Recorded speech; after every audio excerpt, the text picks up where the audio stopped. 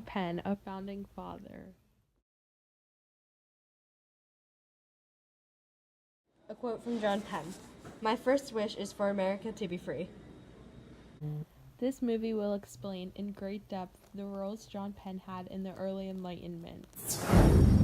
The Enlightenment is a European intellectual movement of the late 17th and 18th centuries, emphasizing reason and individualism rather than tradition. It affected Penn and America by the different beliefs that were spread because of the Enlightenment.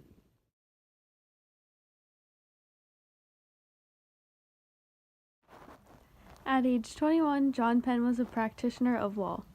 In 1774, he moved to Providence, North Carolina. Before he was a signer of the Declaration of Independence, he was elected to attend the Provincial Congress in 1775. Also in 1775, he was elected to the Continental Congress until 1777. He later was elected again in 1779. Then he was appointed to the Board of War until 1780. The undereducated John Penn later became a signer of the Declaration and the Articles of Confederation.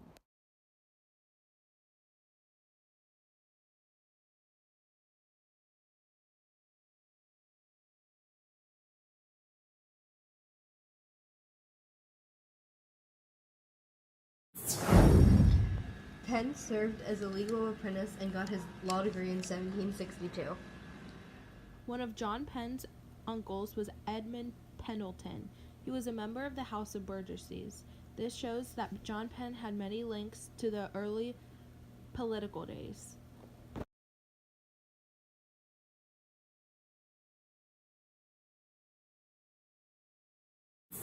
Penn was the last governor of colonial Pennsylvania.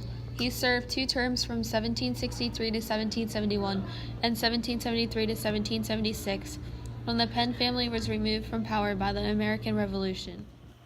At age 22, John Penn was licensed to practice law in the state of Virginia. In 1774, John Penn moved to Granville County, North Carolina. There, he established a practice and became a well-known gentleman member of the political community. Started getting involved with the public after his election to the Continental Congress in 1775.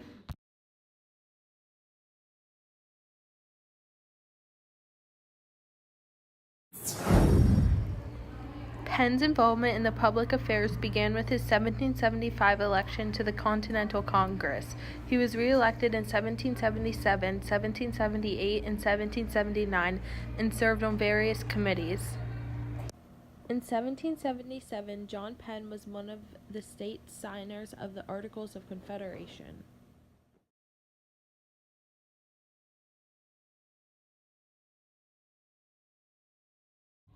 In 1778, Penn signed the Articles of Confederation, and Governor Abner Nash appointed the Tar Heel to serve on the North Carolina Board of War from 1780 to 1781.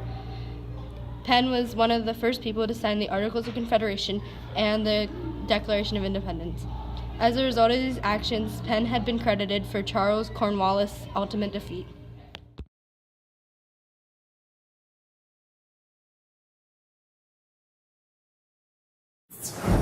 William Hopper, another signer of the Declaration of Independence from North Carolina, was absent from voting.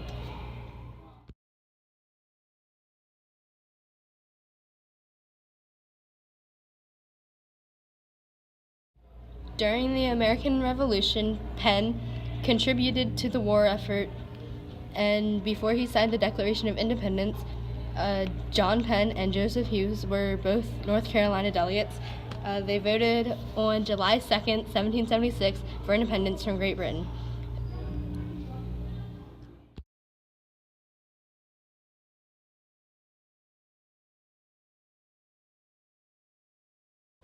A quote from Rousseau.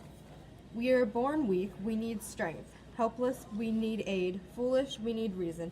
All that we lack at birth, all that we need when we come to man's estate, is the gift of education." Rousseau said that we are good by nature, but corrupted by society.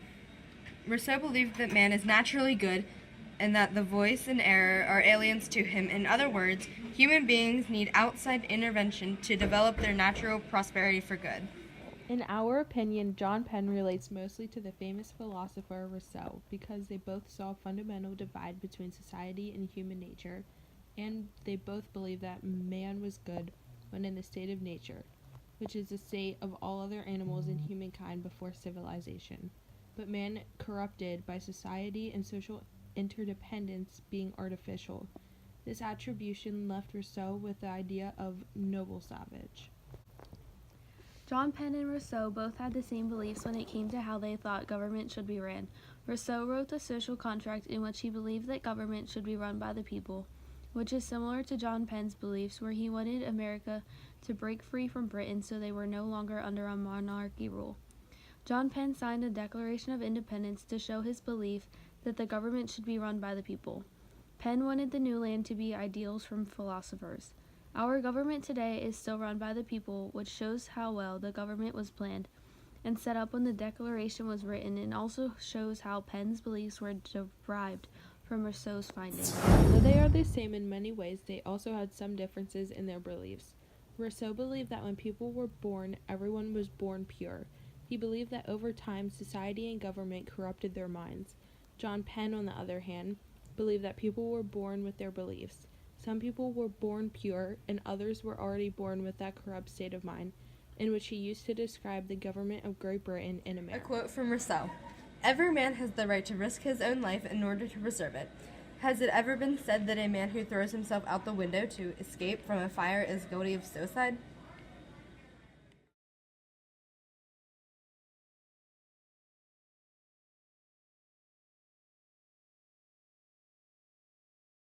The first book we cited is called Benjamin Franklin and the American Life. John Penn was the nephew of Thomas Penn, and Thomas Penn was the proprietor of Pennsylvania. He was chosen to represent PA at the Albany Conference with Benjamin Franklin. John Penn was the governor of Pennsylvania.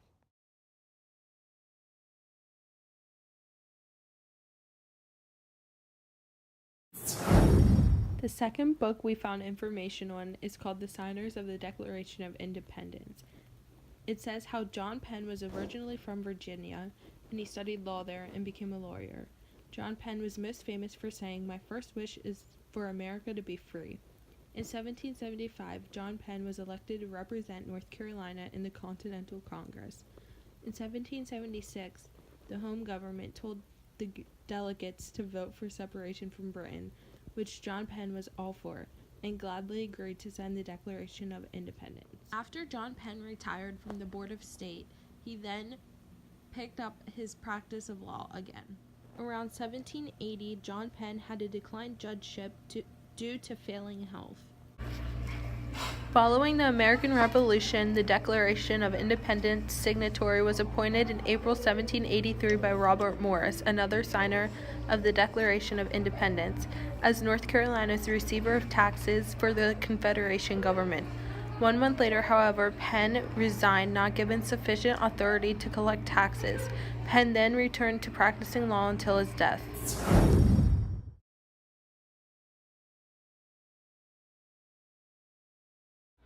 He practiced law until his death on September 14, 1788. A quote from John Penn. It could be that unemployment is down, people had jobs, and they didn't charge up as much as they might have otherwise.